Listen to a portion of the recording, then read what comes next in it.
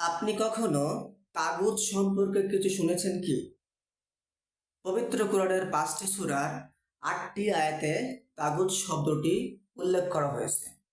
সূরা বাকারার ২৫৬ এবং ২৫৭ নম্বর আয়াতে, সূরা নিসার ৫১, ৬০ এবং ৭৬ নম্বর আয়াতে, এছাড়া সূরা মায়েদার ৬০ নম্বর আয়াতে এবং সূরা নাহালের ৩৬ নম্বর আয়াতে আর সূরা জুমারের ১৭ নম্বর আয়াতে।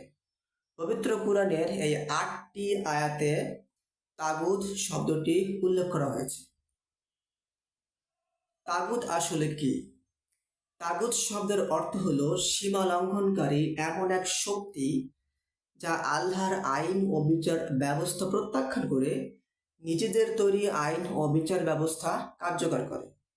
অর্থাৎ তাগুত হলো মানুষের তৈরি আইন ও বিচার ব্যবস্থা, যারা আল্লাহর আইন ও বিচার ব্যবস্থার পরিবর্তে মানুষের তৈরি আইন ও বিচার ব্যবস্থা কার্যকর করে এবং মানুষের তৈরি আইন ও বিচার ব্যবস্থা মেনে চলে, তারা সবাই তাগুতের অনুসারী এবং শয়তানের বন্ধু।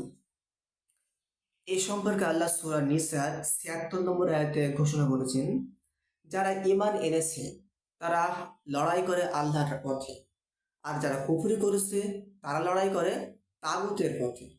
সুতরাং তোমরা লড়াই করো শয়তানের বন্ধুদের বিরুদ্ধে, নিশ্চয়ই শয়তানের চক্রান্ত অত্যন্ত দুর্বল। সূরা নিসার এই ৭৬ আয়াত থেকে এটা স্পষ্ট বোঝা গেল যে যারা কুফরি করে তারাই তাগুতের পথে, আর আল্লাহ তাদের শয়তানের বন্ধু হিসাবে আখ্যায়িত করেছেন।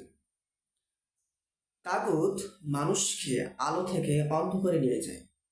এ সম্পর্কে সূরা বাকারার ২৫৭ আয়াতে উল্লেখ আছে, যারা কুফরি করে তাগুতই তাদের অভিভাবক, সে তাদের আলো থেকে বের করে অন্ধকারের দিকে নিয়ে যায়।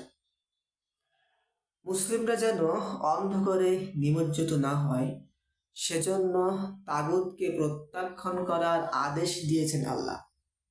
সূরা নিসার ৬০ আয়াতে আল্লাহ আদেশ করেছেন, আপনি কি তাদের দেখেননি যারা দাবি করে আপনার প্রতি যে অবতীর্ণ হয়েছে এবং আপনার পূর্বে যে অবতীর্ণ হয়েছে তার প্রতি ঈমান এনেছে, অথচ তারা বিচার ফয়সালার জন্য তাগুতের কাছে যায়, কিন্তু তাদেরকে তা প্রত্যাখ্যান করতে আদেশ করা হয়েছে।